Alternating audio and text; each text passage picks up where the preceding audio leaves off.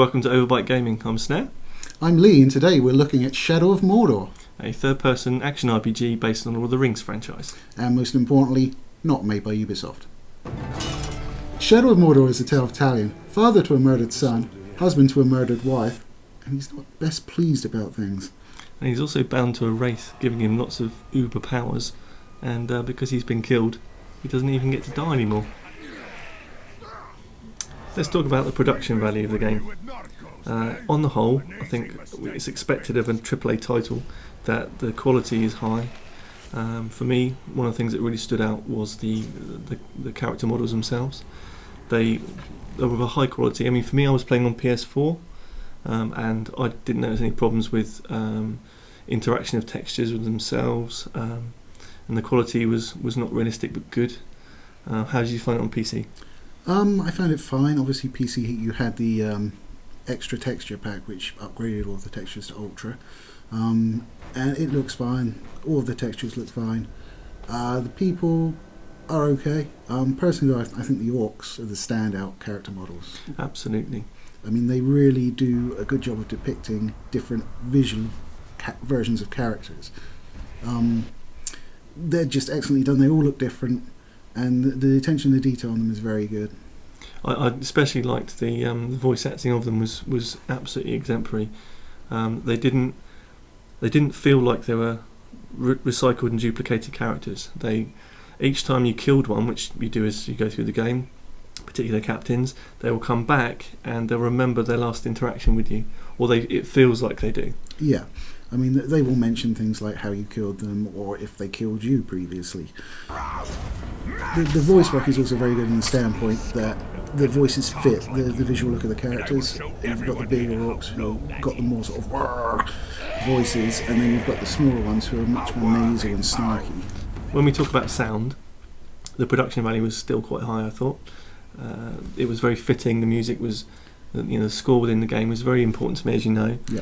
And it was enough to make me feel like I was within that Lord of the Rings universe. Yeah, I mean, if someone didn't see what you were playing and just heard the score, then they would probably be able to say that's a Lord of the Rings game.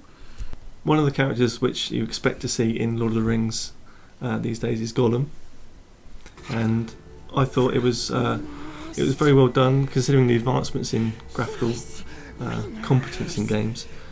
To have Gollum in there with, I don't know if it was Andy Serkis actually doing the voice, but it sounded like it.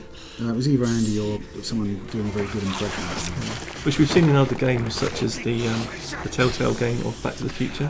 Yeah. It wasn't Michael J. Fox, but it was someone that sounded almost exactly like him. So it was possible. But on the whole, I think having Gollum in it was a nice touch. It's kind of the label to say this is a Lord of the Rings game. Yeah, for me, he felt a little bit crammed in.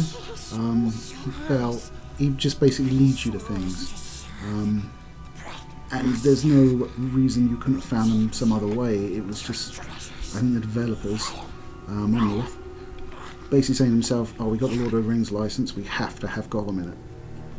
Sure. I mean, I'm not too familiar with Monolith, but I believe they have done some other kind of AAA titles in the past. For me, this is probably my first real experience of one of their games. I mean, do you know what else they've done? I think they've done, I think it was either Fear or one of the expansion packs for Fear, the original. But I think they've proved themselves as being able to do a really, really good game in terms of the production value itself, bringing it all together. At no point did you ever feel that the game was half-baked or not ready. No, I mean, all of the lore was inside the game. It felt like a complete package. There was none of this BS about having to go and look it up on a website or anything like that. It all meshed together really well, and it's a very good game as a result of it. I mean, one of the nice touches I found on PS4, which I don't think you actually had on PC, which was the loading screens, which generally are quite a boring thing, and they do happen far too often for my liking in games. But for Shadows of Mordor, you basically had some dialogue happening in the background, and if you had a PS4 controller without headphones or anything like that, there would be this whispering vocal coming through, basically delayed from the actual dialogue that you were hearing on screen, but it was coming through as this whispery kind of ghostly noise, and I thought that was a really nice touch. In terms of production value, nothing else. Yeah, I mean, you got that on the PC as well, but it just came out the TV, so obviously the effect was somewhat muted. One thing I will say about the PC version of it is that it recommends that you have different levels of graphic RAM in your cards, and it says to play Ultra you need this much. It tells you need 6 gig.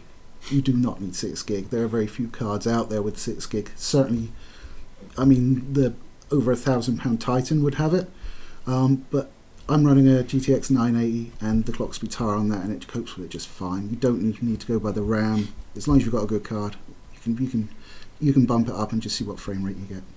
Absolutely, but again, there's not really any question for PS4. Don't even get that choice for Ultra. So no, you're just 30 frames all the way. Solid, solid. It's cinematic, I know. It's not actually cinematic. No, it's just juddery. Snobbery again. Yes. So, I mean, that's talking about sort of the graphics on the models and the sound. In terms of the production value of the game itself, bringing all those aspects together, do you think they've done a good job? Yeah, certainly. It's a very polished product. I find that most Lord of the Rings products are, even if the game's not great. There's a level of detail because we've got so much to draw on from the books, the films. You know what an orc looks like, you know what a hobbit looks like, because they're so popular in today's modern culture. So they really have to make sure they get it right on every level, because if they don't, you're going to be able to go, that's not a hobbit. Absolutely. I think the I don't actually remember any hobbits in the game though. That's a bit of a shame. No, they weren't in this particular one. I mean, we had dwarves. There's a dwarf that you come across in the game, but it's not giving any spoilers. It's a nice kind of interaction, and it's separate enough from the canon of Lord of the Rings to make it an interesting thing for the fans and for the people that aren't fans. Well, I mean, the fact that Tallinn can do a lot of things that no other character in Lord of the Rings has previously been able to do makes it sort of easier to explain it away. It's not breaking the world because he's just the only one that can do it. Yeah. Oh, and here's a spoiler, the dwarf's Scottish. Yeah. Well, and the orcs are all like heavy-set farmers. Yeah. Or nasally... ratty... New Zealanders. we love you, New Zealand. Don't worry about that. Yeah, we're not saying you're all nasally and ratty. We're just saying these particular orcs sound. Never mind. There's just no surfer dudes. That would really ruin it. That would be hilarious. Right. Well, who would be a surfer dude? It'd have to be an elf, wouldn't it? Really, with the long blonde hair. I've seen that before in something, but no. I mean, you can imagine like a massive hulking orc. It's like big gosh nosebleed, and he's like, "Yeah, dude, what's up?" Oh. I'm so happy that's not in there. That would certainly ruin the experience for me. This game has a tutorial which is basically a prologue to the game itself. It features the death of Talion's family, and it shows him with them prior to that. And some controversies come out of this because it teaches you the sneaking mechanic by sneaking up on your wife to plant a kiss on her. And a lot of people are going, oh, it's encouraging wife killing, which is ridiculous. Absolutely ridiculous. I mean, the sneaking is a separate act from whatever you do at the end of it, whether it's stabbing an orc or kissing your wife. It's just completely separate, and the whole argument is terribly thought out. Especially as you don't get the option to kiss an orc. Yeah, it's probably for the best. I don't think I'll ever want to do that. But in terms of tutorial, one of the things that did annoy me, and it's a trend that I keep seeing in a lot of games coming out at the moment, and it has been there for a long time, is the teaching of how to use the left analog stick. I don't think any game needs to have that in there. As a tutorial, if you need to be taught how to move your character around with the left stick and how to look around with the right stick, unless it's completely different, because that is the norm, there's no need for it to be there. I think it's a fair point. I think you'll always get that one person that doesn't. It's like his first video game. Yeah, but if it's his first video game, then Shadows of Mordor is probably not one to pick up, is it? Don't know. Could like Lord of the Rings. But I mean, could be. Yeah, I mean, for the most part, even if you didn't know that's how it works, it's not difficult to find out. No. You just move your thumbs around and go, oh yeah, okay, they do that. I mean, it's one of the rules, I think, of video games, is you press every button to find out what it does, and then you know. Yeah, which is interesting because a lot of games are starting to not let you do that. So you have your controller, and you like, if you have a manual nowadays, you know, it's like X does this or Y does that or whatever, And so you press it and it does nothing, and then the game lets you do it gradually as you go through the tutorial, and you're kind of like, why? Yeah, I mean, don't you miss like in-box game manuals? Yeah, definitely. I used to love crap like that. It was Yeah, I mean, even back in the day when you actually had things like the security measures, the copyright things were like, what word is on this page in this paragraph? Code wheels and yeah, all that stuff was great. It was like an extra. It's like the special editions are now. I mean, it's stuff that you'll look at once and then not touch again. yeah, I mean, a lot of games previously, it came with a lot of the stuff you now get in special editions. Frontier came with a big book of stories as well as a huge manual detailing the game. I had a game called Life and Death, which is like Surgeon Simulator. Not as fun as the actual Surgeon Simulator you can get now. Frustrating. But you had like a surgical mask and gloves and stuff. It was quite funny. It was very good. Did you ever operate on your pets? No. That's a missed opportunity. No, it was on the Amiga, of all things. It was a long time ago. So, the controls in the game, I think, stood up pretty well, but there were a few niggles that I think we both came across. Yeah. I would say it does a fairly good job at avoiding the trap of mapping too many controls to one button. For instance, in Dragon Age Inquisition, loot and jump are mapped to the same button. And if you're not quite close enough to loot him, you'll just be jumping around like a loony. Mm-hmm. I think Shadow of Mordor did a relatively good job avoiding those problems. My big bugbear was the double button press, which is something that I've seen in a few games, not too many thankfully, but double button presses of X and 0 or whatever they are on Xbox One, etc. They seem to be cumbersome. So if it would be, for me, much better if that was bound to a shoulder button and a face button. Yeah, I mean, in this case, to execute your special moves, you need to build up a combo multiplier. So if you're doing the double button press to execute an orc and you just get it slightly out of sync, it'll try and parry or a strike and it'll break your combo, so you need to build it up again, just because you've been like a hair too quick on one of the buttons. Yeah, certainly in terms of the camera, I never had any problems with the camera within the control system, because quite often with games that it can really get in the way if there's too much scenery.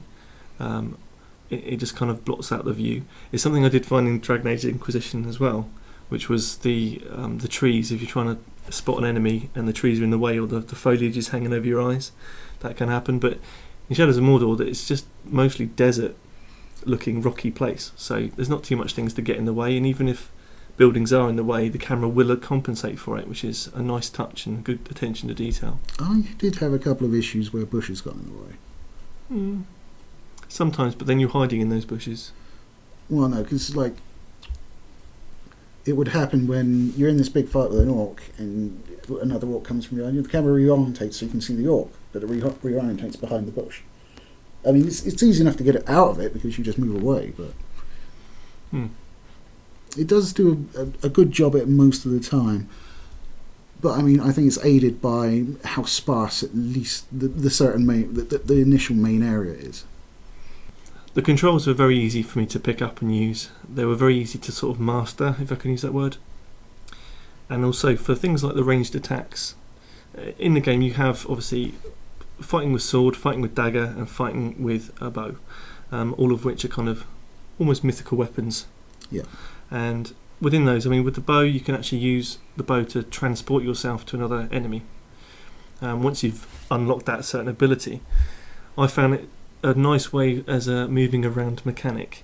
So if you've got an archer up on top of a ledge, instead of having to climb up and find your route up and do some kind of parkour up the side of a building, you can literally fire an arrow which transports yourself with these spirit arrows to that person and kill them straight away, and instantly you're on top of that ledge. Great way to move around the arena once you unlock that skill. So it's good. Yeah, I mean, one of the problems I did have with it is initially orcs are chicken shits. Yeah. I mean, you'll be fighting an orc and he'll run away, and there's this one skill you have to get. It should be the first skill you get in the game, and it basically allows you to boost your speed after you land, because if you don't do that, you're chasing these orcs for miles. It is ridiculous. Maybe that's just your skill in killing them. Not even close enough. And normally you can like pull an arrow out and like kneecap him, but there are certain orcs that don't react to range attacks. True. It's one of the mechanics that I actually enjoyed the most in the game, which is the Nemesis system, which is, stay with me on this, but the Nemesis system allows the kind of the grunt orcs to become captains and then work their way up in the kind of hierarchy, adding power to them and adding power to themselves again and again each time they either kill you or survive an attack with another orc. But the thing is, the higher level they get, the less vulnerabilities they have. So, like Lee says, if you have somebody that's invulnerable to a ranged attack, they might also be invulnerable to stealth attacks or only get injured by combo finishes and things like that, which can be really quite tough. So the Nemesis system allows you to kind of use these orcs later in the game for your own ends, but certainly at the start it's a case of, I want to kill everyone in this group. Yeah. And I have to say, this Nemesis system of having a whole group of orcs kind of as an army against you, identifiable orcs, was a fantastic thing to play with. Yeah, it was very well done. It's fairly original as well. One thing I didn't like about it is every time you die, a lot of the slots that you've emptied out fill back up. I understand why they had to do it from a game standpoint and the fact that you have to keep leveling, so you need more orcs to kill. But for me, it was just really annoying to see all my hard work just go fill back up again. Yeah, I'm absolutely the opposite though, because it meant there were more prizes on the table to actually to get from killing these orcs. And each time that someone does get promoted to a captain, if it's just a grunt that kills you, they automatically become a captain most of the time, because there always seems to be a gap waiting for you. Yeah. But they suddenly get all this specific armour that makes them into a captain, and you then start to think, okay, this is a person, this is a character in the game, even though it's a disposable orc. This is someone. If this orc has killed you like 2 or 3 times, they've got really powerful. Which didn't happen to me because I'm awesome, but it can happen. But if they get really, really powerful, then it becomes this kind of personal vendetta against that particular in-game character. Yeah, I absolutely know what you're talking about. I did get killed a lot of times because I began after one orc, and he's a tough orc, and I get killed by him, and now he's an even tougher orc. So you're just like bashing your head against the wall. If you weren't able to flat out get him the first time, he's just harder and harder and harder every additional time. So you find yourself just gravitating away from that one and picking off all the little guys until you're more powerful, and then you can go back to him. Yeah, for me, the one particular type of orc that seemed to kill me the most is the one that had poison, like poison arrows, like one of the, I think they're called, not rangers, but they are certain types of orcs that have, bows and crossbows and things. If they have poison arrows, that's you've done. It's almost impossible to kill them unless you get them really quick with a stealth attack, or if they're scared of caragors, these kind of massive ox-like horse things that are kind of dogs, big dogs really, aren't they? Yeah, they're like sort of hairless wargs. Yeah, they're just huge things, but if they're scared of those, then it can make it easier. But poison, orcs that use poison just did my head in this game. That's one of the few negative things I have to say about this game. Orcs with poison. So the game allows you to brand your enemies, which basically puts them under your control. You can do it with the little grunts, and they'll follow you around and attack people that attack you and stuff like that. Or you can actually do it to the war chiefs, which will then fall under your sway, and you can use them to attack or to infiltrate other orc war chiefs and try and co-opt them. My only complaint about the system, it's very well done. The effect of branding is really good, but it gives you it quite late in the game. I mean, it's the gameplay itself featured, like, all the marketing featured the branding prominently, so you're like, oh, I can't wait to do that and get like this army of orcs behind me, and you're just like, when am I getting it? I've got all these skills around it, but it's not letting me get in it. Yeah, it is puzzling. I mean, it is the Nemesis system, and that includes the branding as well. It's such a good part of the game, and obviously they want to shout about it. Yeah. But it's kind of almost inexcusable to have it later on in the game, so you only get a limited amount of time to play it. If you're a casual gamer, then you may not have even spent enough time to get to that point to get branding. It is very late in the game, and I think it's a shame because there isn't as far as I can remember, there isn't a New Game Plus version. So once you finish the game, although you can continue all the side quests, you can't play again and have branding from the start. So it's a real shame. It's something they kind of dropped the ball on. They'll be remembered for it. Yeah, I mean, but it's not. I mean, when you can do it, it's fantastic. But it's the fact it's so late in the day when you actually get it. I mean, a lot of the skills that you can purchase are actually locked by you not having completed a certain mission. Even though you could easily afford it and you've got all the skills around it, because you haven't completed this mission, you just can't get it.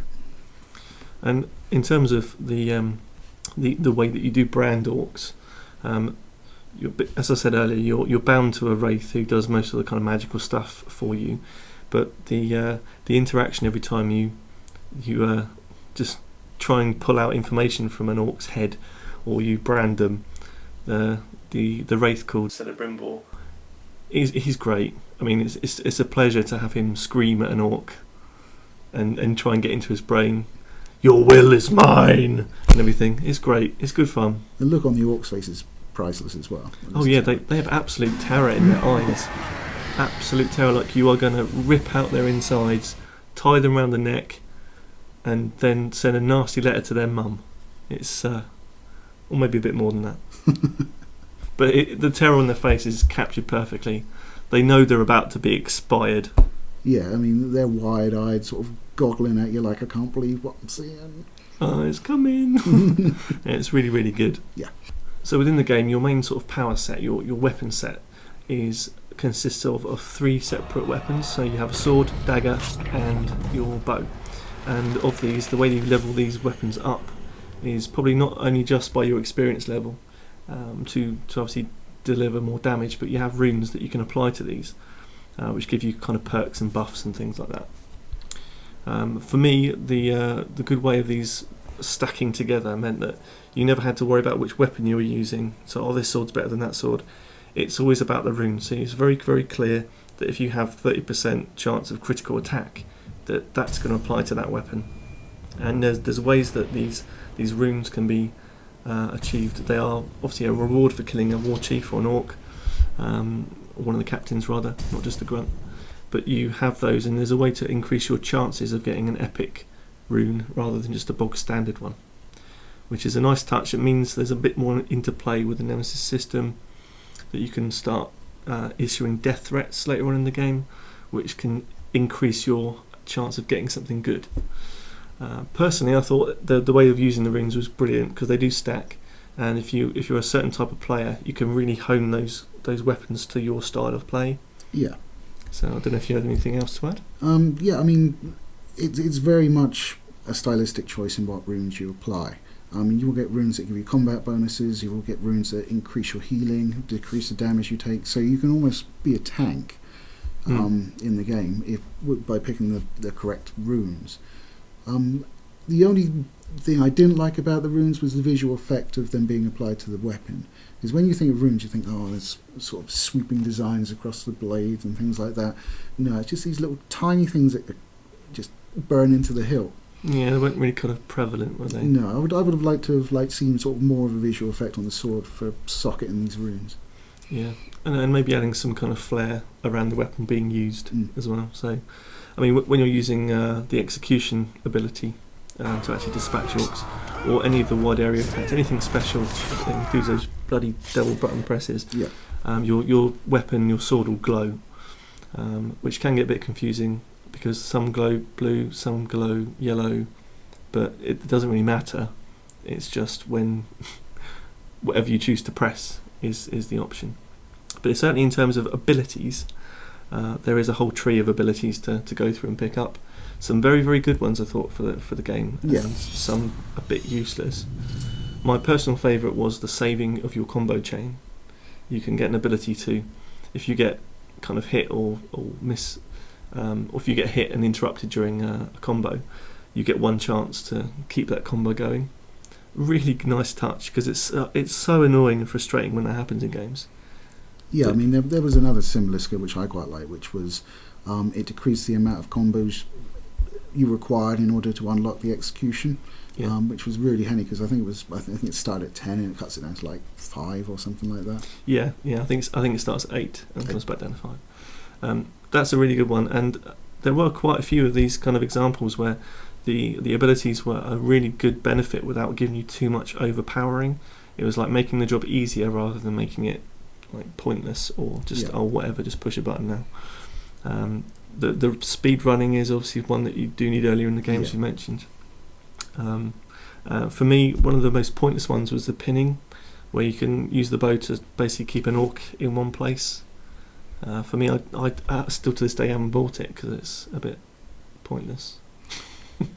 Yeah, I mean, a lot of the fun is like being in the middle of this big crowd of orcs and parrying what's coming at you. It's like Batman. You love Batman stood there just stoically with bad guys coming in and him just going tush, and taking them down with a counter. It's the same thing. So if you're pinning orcs, it's kind of like I'll just come across and give you a swinging at beating of your life. But I'll tell you one other thing. It was the double counter. If you had, sometimes you get two orcs attacking at the same time, you can actually double counter, and then your wraith would appear and just take out the other one. It just looked great. It was really fluid. Came back into the normal gameplay. Really good. Yeah, to be fair, the game's not a dick about doing that either. So if you don't have that ability, you don't really get in situations where you have two orcs attacking you at the same time. They will kind of stack. So you don't get overwhelmed. I don't know if that's a positive or a negative, but it's certainly fair. Well, one negative I do have about the the abilities, is that there are some abilities right at the end of the tree, which you'd expect to be kind of something that's really difficult to attain, but they are so expensive. I'm somebody that likes to grind around in games and spend a lot of time getting other currency or power points, whatever. But in this game, those top abilities are ridiculously expensive. I still haven't got them yet, so I don't know if I ever will. But for example, with all the orcs that you've branded, I think one of the top abilities is that you can dispatch all of them and just kill them straight away. Everyone that you had branded, you can just like hold up your fist and they're dead. Great, brilliant, but is it really worth like 2 million points to actually buy? Well, not really, because if you've got all the orcs branded, they're no longer a threat anyway, so you don't need to kill them all. Yeah, exactly. I just think it was wrongly placed to have them so expensive. But in terms of all the other side quests that you need to do to build up your currency, I think there's actually 3 types of currency in this game. Yeah, that's so right. You have M, which I think is just Mithrin or something. Yeah, it's not Mithril, it's something similar. Yeah, it's your cash of the game. You have your ability points, which is obviously linked to your XP, and that is how you get your abilities. You have power points, which is part of the Nemesis system. Each orc is basically worth a number of power points. Those kind of Nemesis activities, you have lots of things going on, like riots and clashes and between the orcs themselves. Those are worth power points. And what that does is that unlocks tiers in your power system, in your ability system. Yeah. And the problem with the power points is that after you've unlocked that bottom tier, there's no point in those power points anymore. It's redundant. So it's a bit of a shame, because it's fun playing that part of the game, but when there's nothing to get as a reward, it kind of diminishes quite a little bit. Yeah, it might have been nice to see if you could exchange them for M, where these later skills are so expensive. Maybe you'd exchange those for another form of currency. And it would still make getting them relevant, because then it would just help you get these other skills. But one nice thing is with the runes that you can put onto your weapons, you can sort of sell them for cash, which is quite. You don't get much, but it's nice that you don't fill up and say, "Oh, I can't have any more." It's not a fixed amount; they are kind of arbitrary, depending on levels of orcs you kill, etc. So that's good. There are missions in the game which specifically level up your abilities with your 3 weapons. These are scattered across the map and varying levels of difficulty. I think there's 10 for each one. Yes, there's 10. Yeah. It's a nice way of doing it, because it's not just amending your weapon. You're actually having to earn it. It's not like finding something and going, bam, okay, this does this now. It's actually earning the upgrade to your weapon. I mean, some of them are pretty difficult in my experience. Yeah, the sword missions are pretty standard. They're a big crowd of orcs that you have to kill, and they get harder as you go along. the bow ones we both had problems with to start with. But I think as I've played the game a bit more, it became apparent that you need some of the bow related skills to get around that particular mission. So it was quite nicely put in, and so you've got a level of difficulty, a curve going up as time goes on. But it might have been nice to have an indication of the difficulty of the mission though. Yeah, that's probably a bit of a short sight, a bit of an oversight. I mean, because it's on the map from the start, so you're like, oh well, I want to get my bow up. Yeah, grinding's the way, Lee. Exactly. So you'll go along and do these missions, and you're like, well, it's available, so I should be able to do it, right? Mm. And you can try. I mean, they're not stopping you trying. No, but they're not keeping you from dying either. No, you will die. Yeah. I think one of the problems this game may encounter, certainly by people who haven't played it, is people going to take one look at it and go, okay, it's Assassin's Creed Mordor. Mm-hmm. I can see why they would think that. There is a lot of Assassin's Creed DNA in the game. Such as the towers and... all the free running and climbing and what have you, and this, jumping down on people to assassinate them. So it's obviously... there's a lot of parallels now, obviously going to draw a lot of comparison. But I think the fact they've mixed in a lot of Arkham-style combat, and just basically, for me, this is how Assassin's Creed should be now. The problem with Assassin's Creed is they just throw it out every year with minor tweaks and put it in a different setting.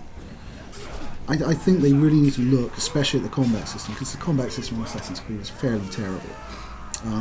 They do add little bits to try and differentiate, but generally it's like parry kill.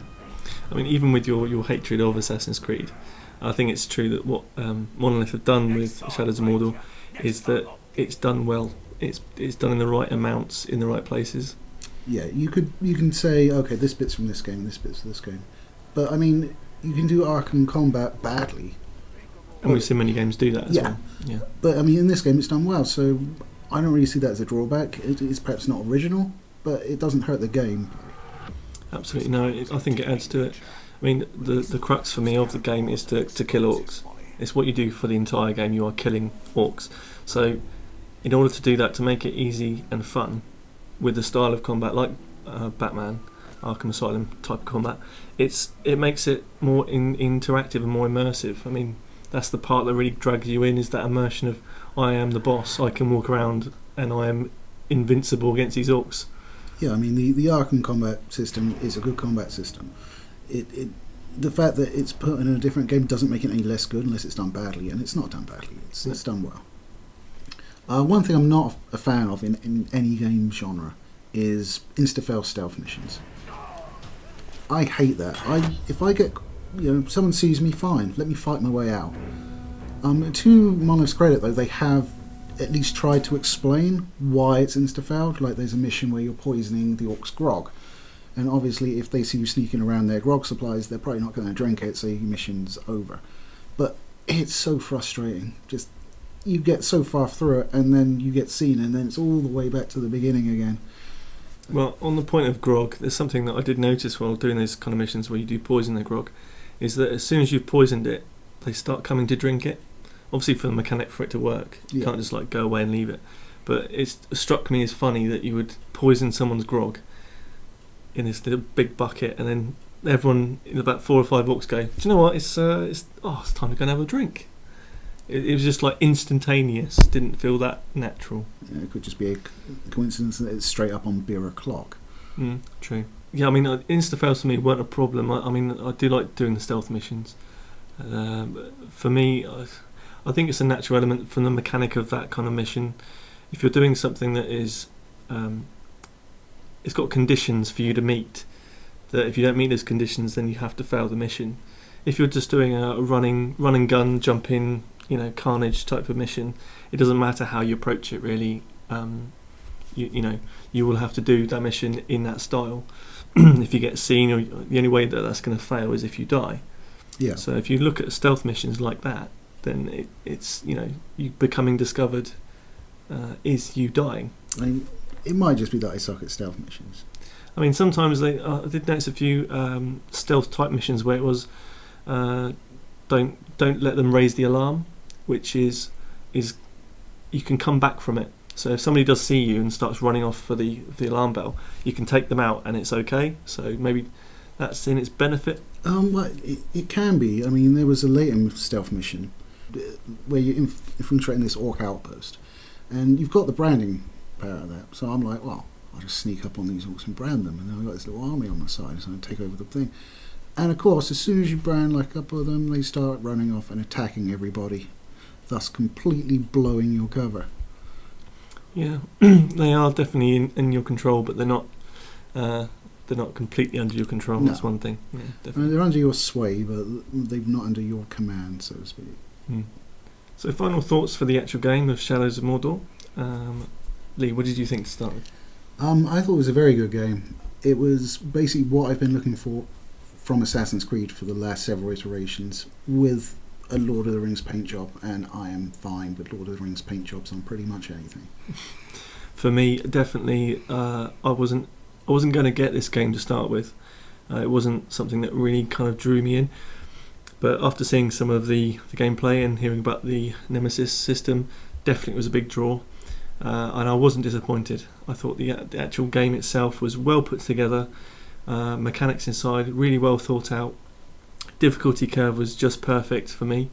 And I've had enough fun from the story mission as I did from running around and just doing some carnage killing orcs. So for me, it was, if I had to put a mark out of 10, I'd say it was a strong 8, definitely. It was really good, and I would definitely recommend picking up this title, whether it's dropped in price or not. Absolutely, I would say buy it. I mean, if you see it for less, get it. Definitely get it. If you only got it for full price, then still get it. It's a really good game. It doesn't necessarily do too much new. The Nemesis system is a big part of what's new about it and the branding. But the mechanics otherwise are fairly unoriginal. But they're all done so well, I would still highly recommend the game. It's definitely a standard now. I think a lot of games will be put against this game as it's not good as good as Shadows of Mordor. It's definitely a good game. Buy it. So there's our thoughts on Shadow of Mordor. Please comment, like and subscribe down below with which games you'd like us to review in future. We've got to go now. It's coming up on 6 o'clock. Beer o'clock. Thanks for joining us. I hope you enjoyed the video, and we'll see you next time. See you later. Dude, help now, please!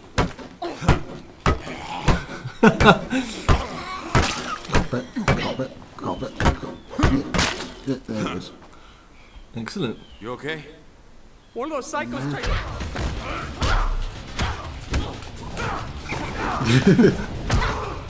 Oh, damn. Yes! So close. I've got a hole in my tit.